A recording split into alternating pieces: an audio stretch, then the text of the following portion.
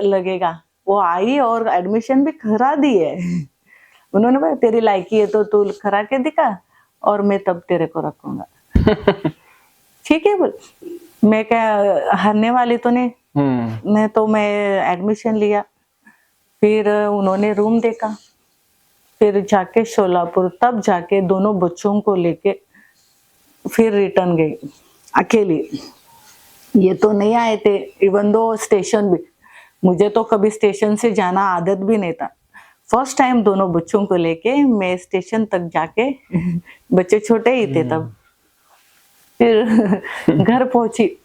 वहां पे भी सब सामान खुद ही सब पैक करके, मेरे साथ कोई नहीं, घर वालों को भी लेके नहीं है, ससुराल वाले नहीं है तो घर वालों को कैसे उधर मायके वाले। मेरे सासू माँ ने एक बात कही थी जब मेरे पापा आके बैठे और पूरा सामान पैक करे थे, वो बड़बड़ करने लगी, चिल्लाने लगी, तेरे लायकी, तू तो बहुत शाने समझ, ऐसे उनके लैंग्वेज में, हमारे ऐसे लायकी है तो ऐसे लगता है कि तू 50,000 कमाती है, वैसे तेरे को ऐसे करके। वो बात भी दिमाग में बैठ गया था। अभी तब तो कमाई तो नहीं करती थी जब सोलापुर में थी। वो एक नोट डाउन करके लिया, फिर वहां से लेके सोलापुर से पुणे फिर आके अकेली सेटल हो गई। ये लोग बाद में आ गए, मगर सेटल होते वक्त खुद से ही सेटल किया था। फिर मेरे घर वाले बोले देखो वो अकेली गई वैसे की। हमारे घर पे तब की बात, ये सब करना ये तो हमारे लिए तो बड़ी बात ही है। अब के लोग करते होंगे मगर खुद से सब सामान, खाने की चीज, वो सब लाना, पैकिंग करना सब। फिर फाइनली पुणे आके सेटल हो गए। अच्छा चलता रहे कुछ साल, और मेरे काफी फ्रेंड्स हो गए, और वहाँ पे बीसी भी चलता था, बीसी डालती थी, सब कुछ अच्छा रूटीन चल रहा है। तब भी वहां पे भी आके मेरे सासू माँ ने किसी को बोल दिया मेरी बहू पागल है। फिर सबको तो पता है वहां पे आजू बाजू लगती, ये तो लड़की कैसे भक्ति भक्ति काम करती, बच्चों को लेके सब स्ट्रॉन्ग से काम कर रही है, सब लोग बोलते थे हाँ अकेले, इनको कुछ नहीं बताती, खुद से कर लेती थी। जिधर भी स्कूल को जाना छोड़ना, उनका फीस भरना, कुछ बैंकिंग का काम हो तो घर का सामान लाना, वो सब कर लेती थी, बच्चों को पकड़। दिक्कत आती थी एक ही चीज को लेके, नहाने की बात। वो तो छूटा नहीं कभी, बहुत बार ट्राई कर चुकी हूँ, छूटा नहीं मेरे साथ। मम्मा बहुत परेशान होती थी, तेरे में क्या कमी है, तू तो सब करती है, दूसरों लोगों से तू आगे बहुत है, सब करके भी ये की। मम्मा बोलती थी तेरे पैर पड़ती तो सुधर जा। अरे वैसा हो तो तू मारती और पैर पड़ती तो मैं सुधर जाती तो अच्छी बात होती ना, तेरे से मार खाती थी ना मैं। तुम लोग इतना मेरे को इंसल्ट कर रहे लो, सब लोग मुझे ऐसे टॉन्ट मारते थे, मन को बहुत बुरा लगता था। सह लेती थी, फिर बाद में आदत पड़ गई थी। कहो अब तो सबको पता है, कुछ नहीं फर्क पड़ने वाला है, निर्लज्ज सदा सुखी।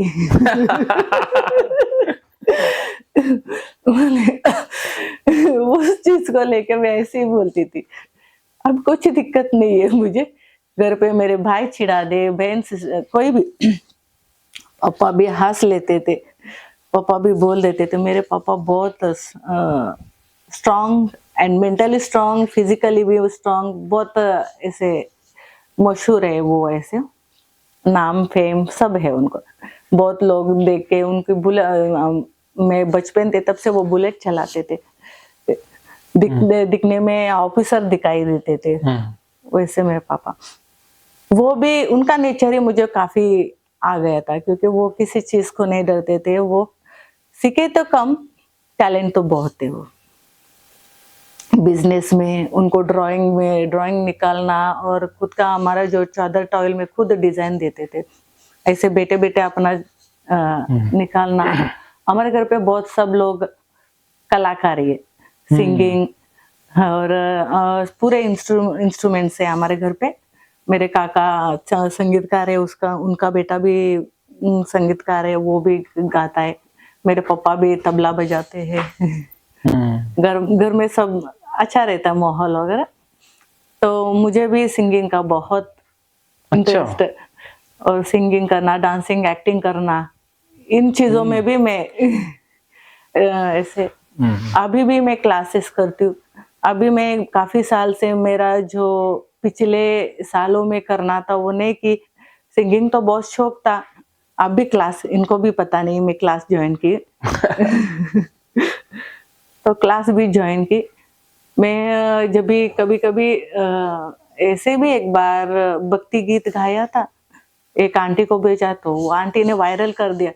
सब लोगों को इतना अच्छा लगा मेरा गाना, बोलती तो बहुत ही अच्छा गाती हो। हमारे सोसाइटी में जब छोटे-मोटे फंक्शंस होते थे ना, तो गाना गा लेती थी। किसी को मेरा वॉइस पसंद, किसी को मेरा हाइट पसंद, किसी को मेरे बातें पसंद। बोलते तू तो ऑलराउंडर है, ऐसे भी बोलते थे। मैं ज़ीरो राउंडर हूँ, किसको पता है घर पे। किसी को पता भी नहीं है कि मुझे ऐसे प्रॉब्लम है सोसाइटी में। मगर वो भी एक फ्रेंड से शेयर किया, वो मेरे लिए बहुत हानिकारक हो गया। She is a psychologist. अच्छा। मैं उसको जाके तब की बात जब वो हमारे ग्रुप में हमारे एक टीम ऐसे किट्टी ग्रुप बन गया। अच्छा। तो उस लेडी को मैंने बताया कि ऐसे-ऐसे मेरे घर वाले बोलते मैं तो सब करती हूँ, मेरा नाना का ऐसे-ऐसे है। तो वो लोग मुझे ऐसे बोलने, मुझे लगा उसके काउंसलिंग से कुछ तो मुझे ऐसे तसल्ली मिलेगी, मैं चेंज हो जाएँगी, उस चीज़ से गई तो वो लेडी एक काउंसलर कैसा रहना चाहिए, एक काउंसलिंग हुआ हुआ वो चीज़ दूसरों को बताया नहीं जाता है। मगर उसने तो सोसाइटी में फैला दिया, इसको दिक्कत है, उसको प्रॉब्लम है। अरे मैं एक बार डांस करते-करते क्योंकि मैं फास्टिंग था, तो मेरा हाइपर एसिडिटी बढ़ के मुझे चक्कर आके गिर गए। तो वो लेडी बोलने लगी उसको तो ओसीडी है, वो ऐसे गिरी। अरे गिरने का और ओसीडी का क्या संबंध है? बाद में पता चला इसको काउंसलिंग को ज़रूरत है। अभी भी हम सब लोग बोलते हैं कि वो बहुत लोगों को परेशान की है। वो कैसे हमारे सोसाइटी में कुछ टीम लीडर करके कुछ काम भी करती थी बाद में। पहले तो मैं जो आने से पहले तो वो घर से बाहर नहीं निकलती थी। जब हमारे ग्रुप में आ गए वो पूरा एक्टिव होके सब सोसाइटी का फंक्शन एक्टिविटी में वो आगे रहती थी। एक मेंबर बनी थी। फिर उस लेडी को बताया था और मेरे एक फ्रेंड ने, तब मैं बहुत रोते-रोते, कुछ फ्रेंड होते थे ना उनसे शेयर करने, वो मेरे से गलती हो गई थी। मैं बहुत नादान थी, मुझे उतना समझ में नहीं आता, सबको अपना समझती थी। कोई मेरे साथ 5 मिनट में बोल दिया, वो अपना हो गया। तो शेयर किया, वो मेरे से गलती हो गया। उस लेडी ने थोड़ा बहुत मेरे फ्रेंड्स को, मुझे बहुत दिक्कत होता था।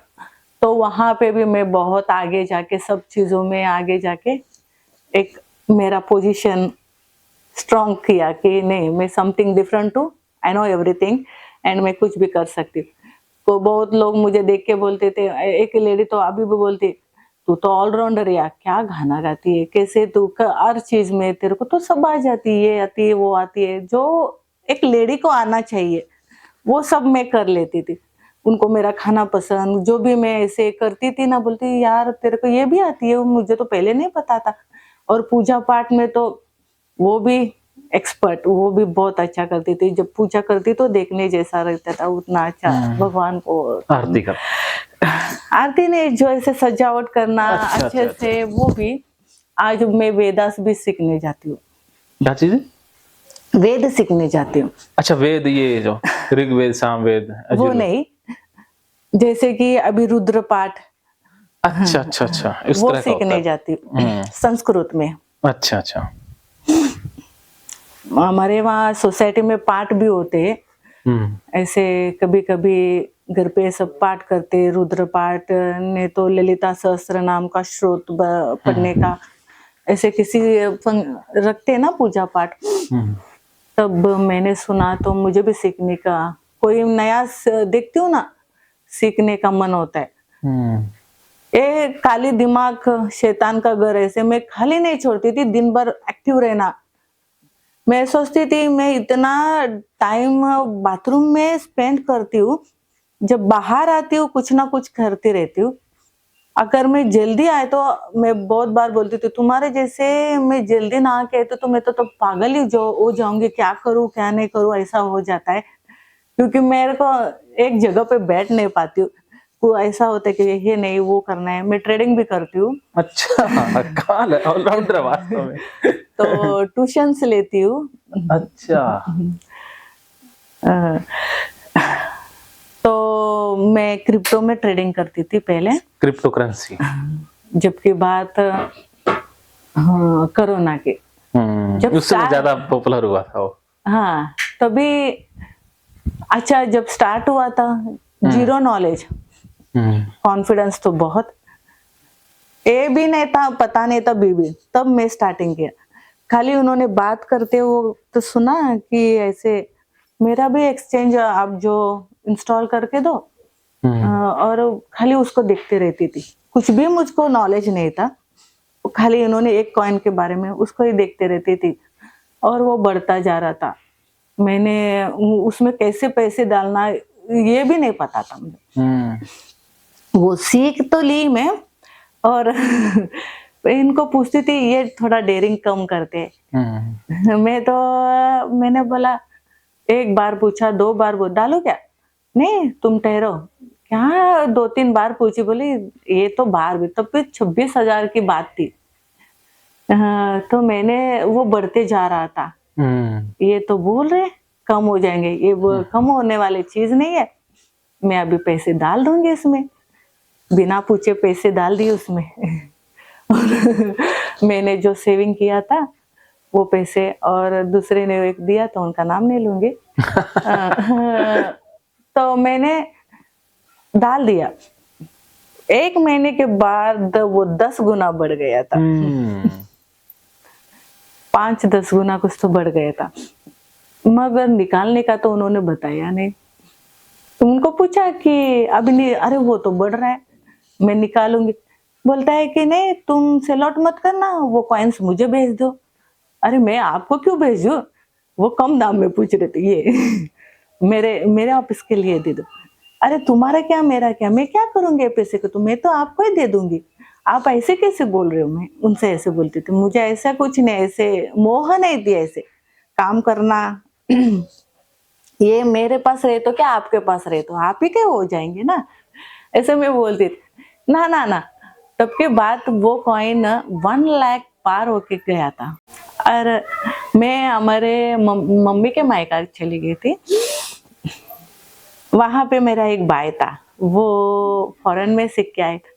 अरे मैं ऐसे ऐसे ट्रेडिंग कर रही हूँ, मेरे पास इतने कॉइन्स है, और सेल आउट करने के तेरे जीजू बताइए ना रे। तो अरे वो मुझे पता है कैसे निकालना। और मेरे भाई, खुद का भाई भी शेयर मार्केट करता था, वो भी बोले अरे वो निकालने आता है, उन्होंने सिखाया था। इनको बिना पूछे मैंने निकाला। उनको बोला, मैं उनको बहुत गुस्सा आई, तेरे को कौन बोला था। उनको पता था वो कॉइन और आगे जाने वाला है। बोले आपने नहीं सिखाया, मैंने तो सिखाया अभी कैसे निकालने का। तब जाके बहुत अच्छा प्रॉफिट। बोले थे अभी तू वेट मत कर दीदी, बाहर आ जा, नहीं तो वो जीरो हो जाएंगे। तो हो भी गए होंगे बाद में। नहीं हुआ। निकालने के बाद वो कुछ कॉइन्स निकाले, कुछ कॉइन्स रखे, फिर धीरे धीरे सीखने लगे। इनको बिना पूछे दूसरे कॉइन्स में सर्च करके डालने सीखा, उसमें डबल हो गया।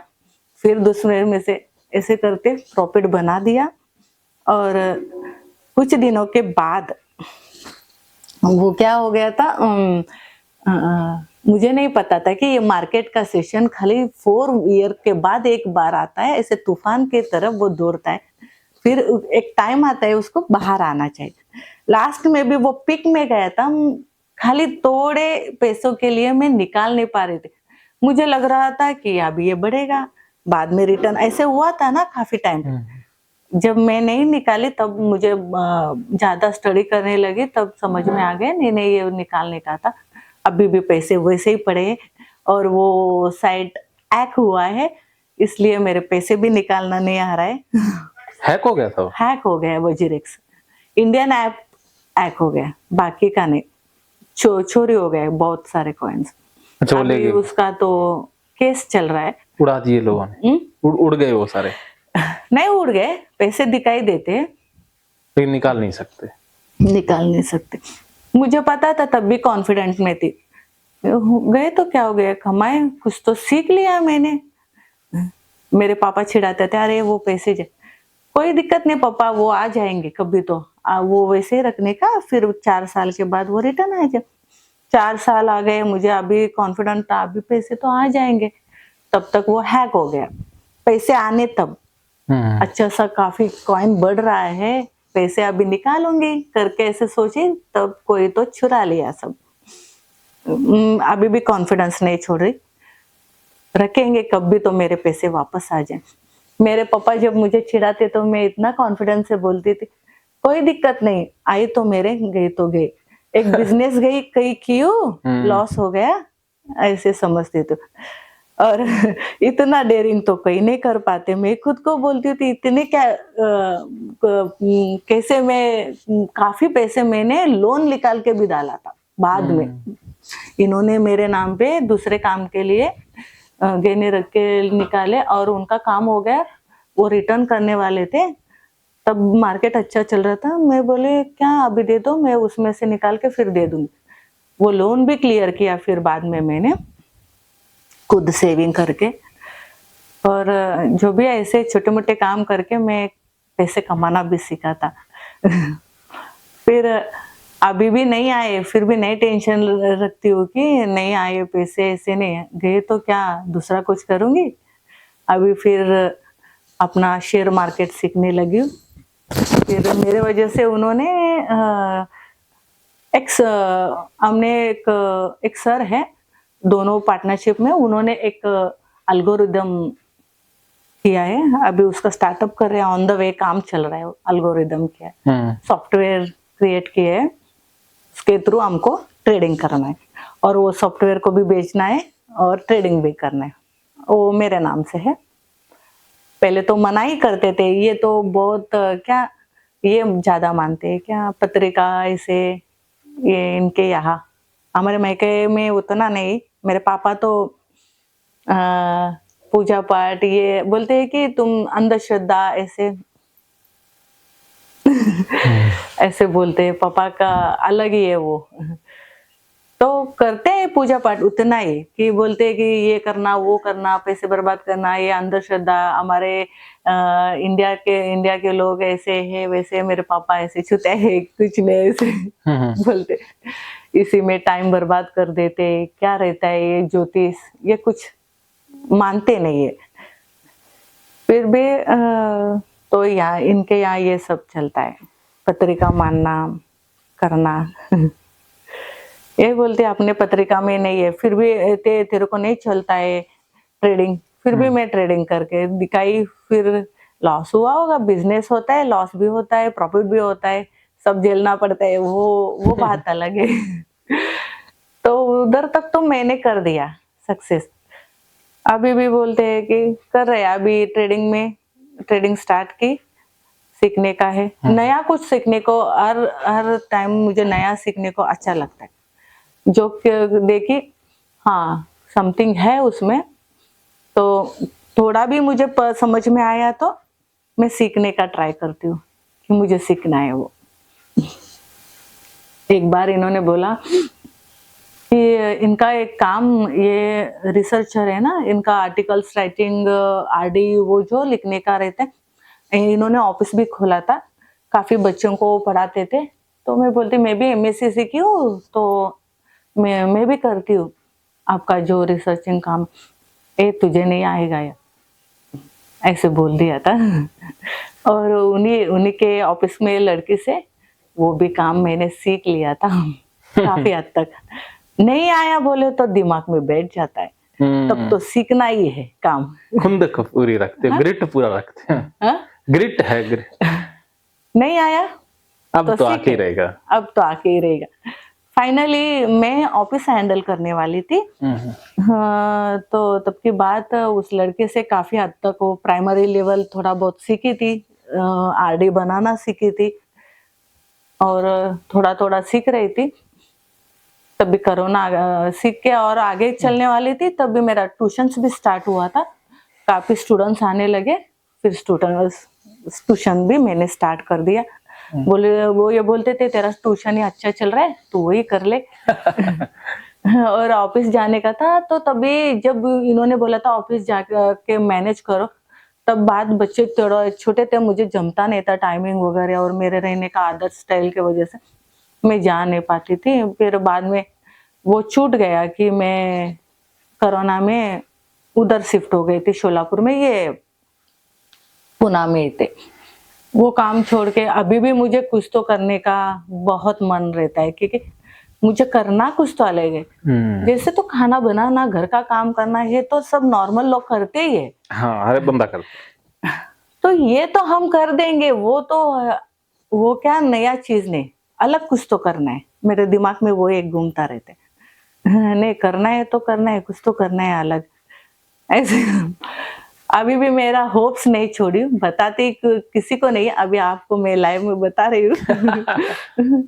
मन करते हैं ने, ऐसे मेरे घर पे ना मैं काफी हद तक आगे ही थे। आज भी लोग मुझे पागल ही समझते हैं। तो वो बात को लेके मुझे बहुत रोना भी आता था। मैं हर चीज में सबको बोल देती, हाँ, जब भी मैं प्रॉब्लम सॉर्ट आउट करती थी और बोलती थी मैं, मुझे क्या, अभी ये तो उनको पता है, घर वाले तो सासू माँ सासू दोनों को देखभाल करने में तो मैं परफेक्ट हूँ। इनको मैं मम उनसे मेरी ज्यादा पड़ती है ना। अभी मेरी जेठानी के पास जाके रहे, उसको उतना तसल्ली नहीं, क्या अभी इलाज नहीं है, उनको उधर भी रहना चाहिए करके वो रहती है, क्योंकि हर बार मेरे पास रहना, उनको आदत, उनको शोलापुर की ज्यादा है ना। हाँ। मैं तो बोलती हूँ आ जाओ, मैं देखती हूँ, मैं ऐसे बोलती थी, ये लोग बोलते थे ना पागल पागल, मैं ये मुझे उधर ही रखना चाहते थे। और मैं बोलती हूँ मैं पागल ही हूँ, तुम्हारे मामा पापा को मैं कैसे संभालूंगी, अब तो मैं तो पागल ही हूँ। सही बात है ना। मैंने सब लोगों को तुम बोले है ना, इनके क्या माइंड में कि मैं खूब पैसा कमाऊं और मैं अप डाउन करूं, तो फैमिली देख ले, बच्चों को संभाल ले, ये कैसे हो जाएगी, ये तो नहीं हो जाएगी। मैं तो पागल हूँ, कैसे तुम्हारे बच्चों को संभालूंगी, कैसे तुम्हारे माँ बाप को देखूंगी। मामा पापा को भी वही बोलते थे, हाँ तू तो पागल है ना, ये जिम्मेदारी कैसे देते थे तुम्हारे घर वाले, या उनके मामा की ख्वाहिश वही थी मैं उधर ही रहूं। मैं बोलती तो तुमको तो हस्बैंड चाहिए। बाकी सब लोगों को, मेरे जेठानी को, मेरे नंदू को, सब लोग तो जोड़े से रहती हूँ, मैं अकेले ऐसे रहूं। तो क्या फायदा, मेरे को तो ऐसे भी, मैं पैसे के लिए भी कभी उनको ऐसे परेशान नहीं की हूँ, क्योंकि मैं खुद जिस घर से आई हूँ ना, तब से मैं घर की बहुत बड़ी लड़की हूँ। मेरा सब ख्वाहिश ऐसे ही हो जाते थे। मैं ऐसे कोई चीज मांगने से पहले मुझे हाजिर रहता था,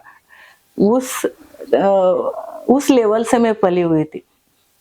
वॉटेर वो खानों का रहने दो, जो भी ऐसे नए चीज आए मेरे को, मेरी आंटी, हमारे जॉइंट फैमिली था, मेरे पापा और अंकल बहुत प्यार से, और हर एक फेस्टिवल में मेरा नया ड्रेस रहता था।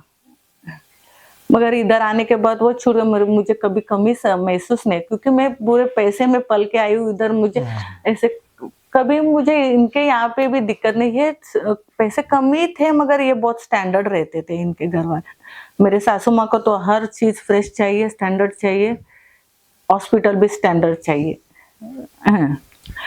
तो वो कैसे एजुकेटेड फैमिली है। मेरे सासू माँ भी कॉन्वेंट में पढ़ी थी, वो ससुर जी भी कॉलेज तक पढ़े थे। तो इधर आने के बाद मुझे घर का भी प्रॉब्लम कभी नहीं लगा, क्योंकि उधर बंगला था वो पापा के। मैं कभी ऐसे सोचती भी नहीं थी उस चीजों में, मेरा पूरा ध्यान ये ओसीडी पे था। मैं कैसे रह रही हूँ, क्या पहन रही हूँ, कैसे वो नहा के आई, घर का काम कैसे करे, उस पे खाने पे भी कभी मैंने खुद के बारे में नहीं सोचती थी। पानी तक नहीं पीती थी।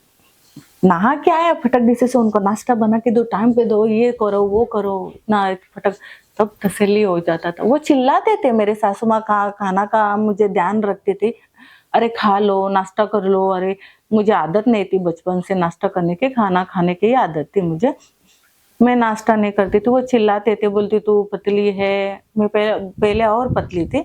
ये खाना नहीं खाती। ये मेरे ससुर जी है ना, बहुत बोले, उनको क्या लगता था ये वीक है इसलिए उसको गुस्सा ज्यादा आता है। ऐसे मेरे पापा को बार बार जाके वो कंप्लेंट करते थे। जब भी वो लोग झगड़ते ना, असली बात को छोड़ के दूसरी बात ही बताते थे। बोले तो ये खाना नहीं खाती, ये वीक है इसलिए उसको गुस्सा बहुत आता है। मेरे पापा हंस जाते थे। जो चीज है मेरे पापा घर आने के बाद वो मेरे ससुर जी ऐसे फेस टू फेस कुछ नहीं बोलते थे वो। ओ हाँ, बाद में तो बोलते थे। मेरे सासू माँ को गुस्सा आता था, वो बहुत गुस्से वाली थी। अब तो बहुत शांत हो गए। अभी मैं थी उनको बहुत बताती, तो ये सब छोड़ देना चाहिए, आपकी उम्र हो गई, तुम ऐसे पूजा पाठ ये करना चाहिए, अभी तो ये कमाना चाहिए। सब शेयर करती हूँ, वो मुझे मानती भी वैसे। अभी वो मेरे बारे में उनको आदत हो गई, ओसीडी ने उनको सबको हरा दिया। फाइनली वो एक स्टेज पे आ गए, वो भूल गए अभी नहाने के बारे में कुछ नहीं। जब 1 घंटा था तब मुझे बहुत सताया। अभी 2 घंटा नहाती हूँ, 3 घंटा नहाती हूँ, कोई मुझे कुछ नहीं बोलते। उनको उस लेवल तक उनको ऐसे ला के रखा है। बोले तो मेरी ओसीडी आ रही नहीं। मैं बोलती हूँ हंसती हंसती, मम्मा को बोल, देखो ना अभी घर वाले सब भूल गए उस चीज को। जब हमने घर, अभी ये कोरोना के बाद घर ले लिया ना वहाँ, तब से लेके मेरे को कोई कुछ नहीं बोलता। वो घर लेने में भी मेरा हाथ बहुत था कि खुद का डेयरिंग ज्यादा था उनसे ज्यादा।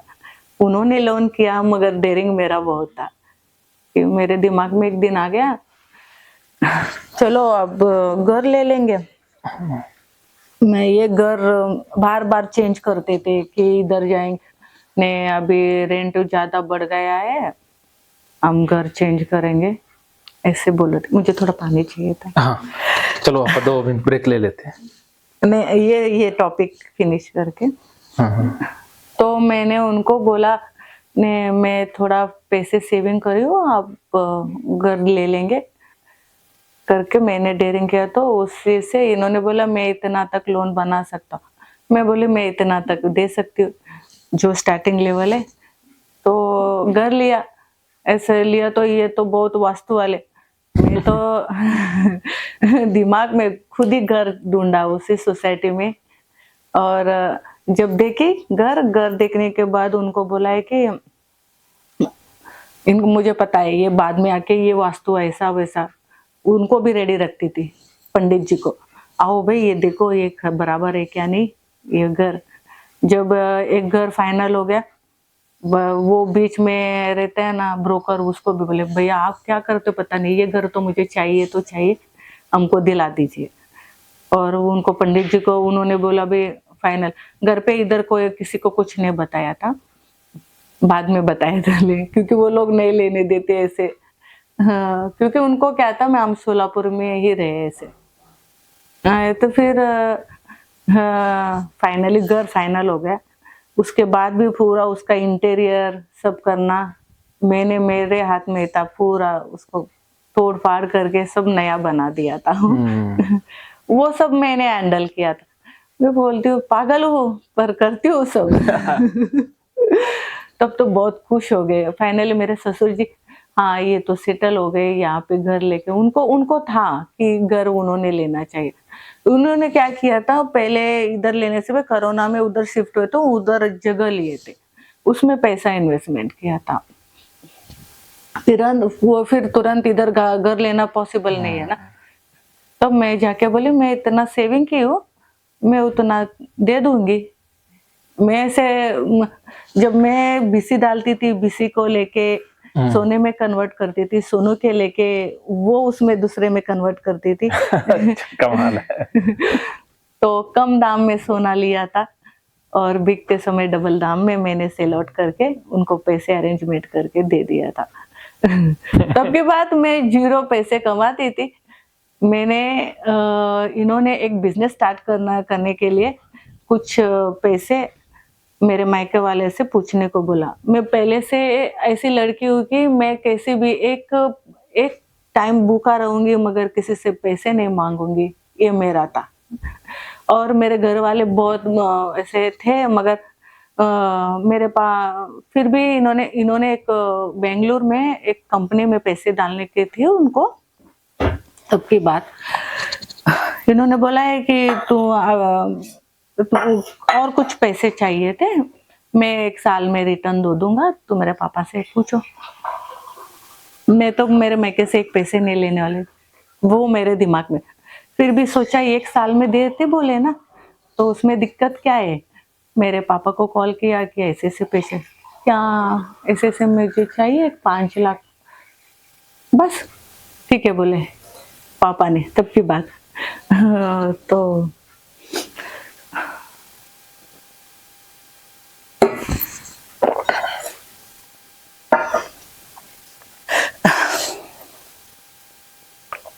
पैसा तो इन्होंने पूछा, मगर पैसे जब तुरंत ही मेरे पापा ने भेज दिया दूसरे दिन ही। एक एजेंट आके मुझे पैसे देके चले गए, 4 लाख कुछ तो। मगर ये आदमी ने पैसे को टच भी नहीं किया था, लाने को तो बोला और जाके बैंक में डालो इतना सारा पैसा। मुझे तो कुछ ये बैंकिंग का कुछ प्रोसेस पता, सब मैं एक एक सीखी हूँ मेरे लाइफ में। खुद ही जाके अकाउंट निकाल के उसमें पैसे डाला, थोड़ा थोड़ा सब किया, मगर इनको भी वो पैसे यूज में नहीं आया। जिस बंदे को दे के आया वो बाद में पैसे देने के बाद वो बोला है कि पार्टनरशिप दूंगा। काम तो पार्टनरशिप में तो काम इनको ही ज्यादा, अरे काम इतना है तो मैं खुद ही ऑफिस खोल दूंगा ना, तेरे यहाँ करके परसेंटेज में क्यों ले लूंगा। तब जाके इन्होंने वो डील कैंसिल कर दी, मगर पैसे तो उसके पास अटक गए।